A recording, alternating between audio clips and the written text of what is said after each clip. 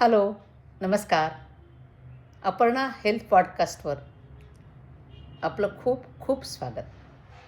आज आपण बघणार आहोत की आपण आजारी पडतो तेव्हा आपल्याला वाटतं की हा आजार आपल्याला अचानक झाला.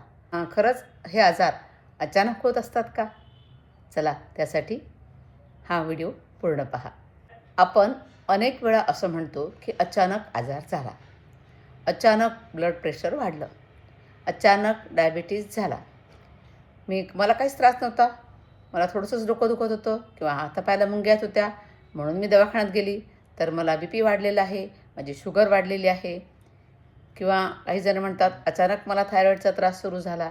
ब्लड टेस्ट केल्यानंतर, तपासणी केल्यानंतरच ह्या गोष्टी लक्षात येतात.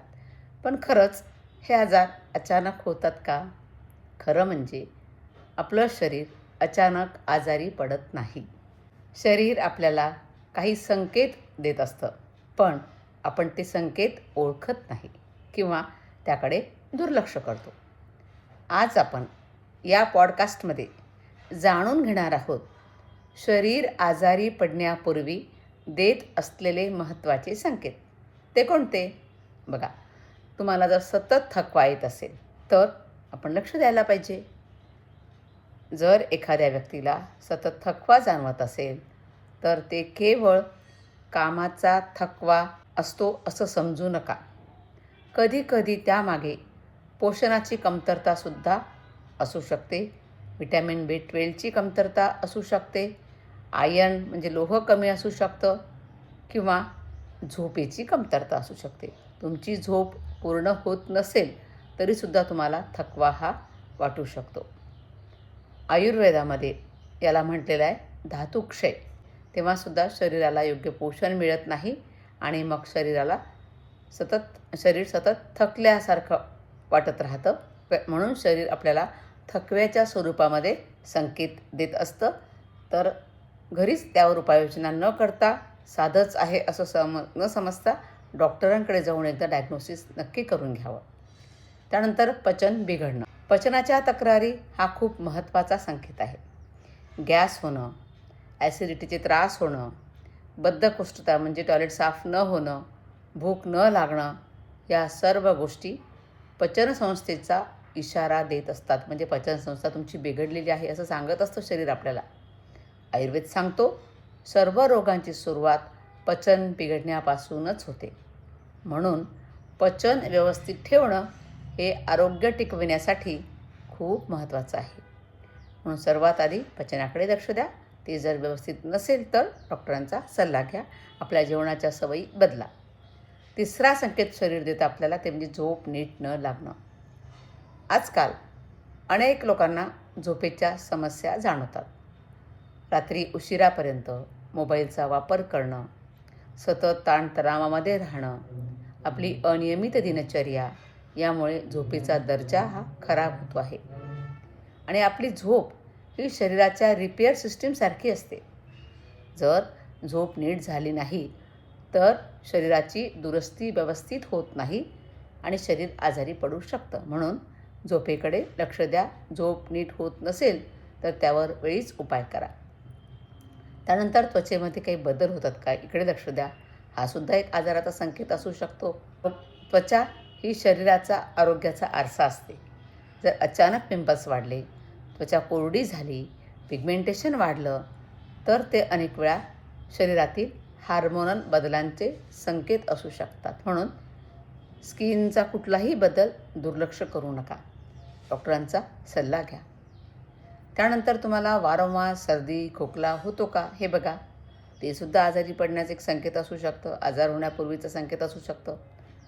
जर एखाद्या व्यक्तीला वारंवार सर्दी, खोकला होत असेल तर त्याचा अर्थ असा असू शकतो की शरीराची इम्युनिटी कमी होत आहे. म्हणजे तुमची प्रतिकारशक्ती कमी होत आहे.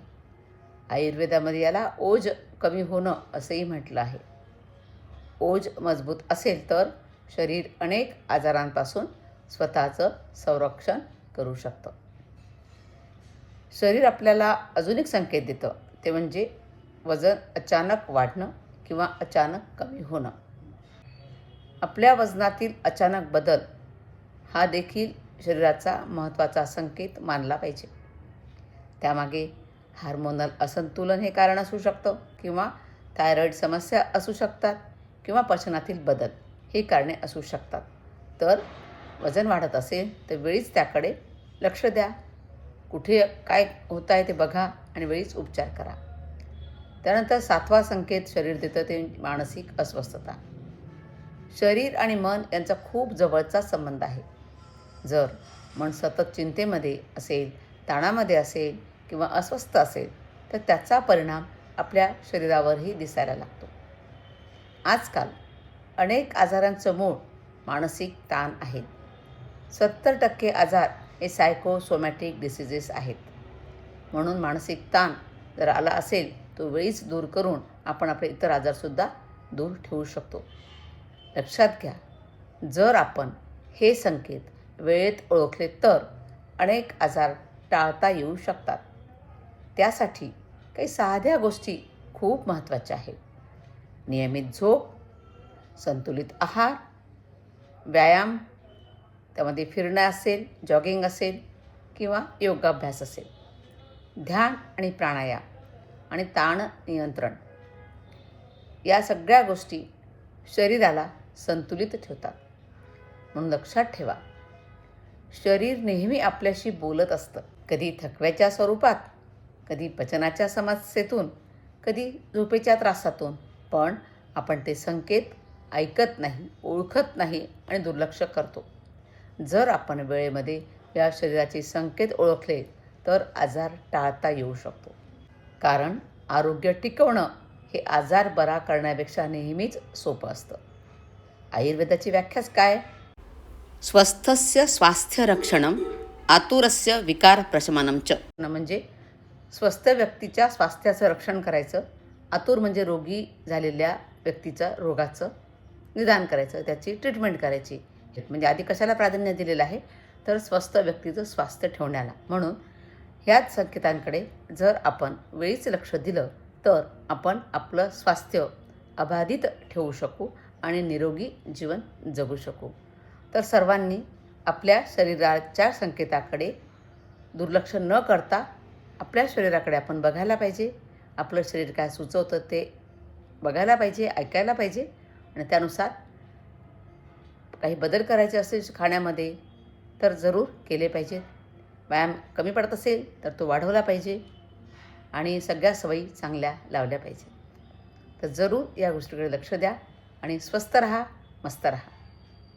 आणि हा पॉडकास्ट पूर्ण पाहिल्याबद्दल खूप खूप धन्यवाद. आणि या पॉडकास्टला लाईक करा, शेअर करा आणि कमेंटसुद्धा करा. आणि या चॅनलला सबस्क्राईब केलं नसेल तर जरूर सबस्क्राईब करा. पुनश्च धन्यवाद.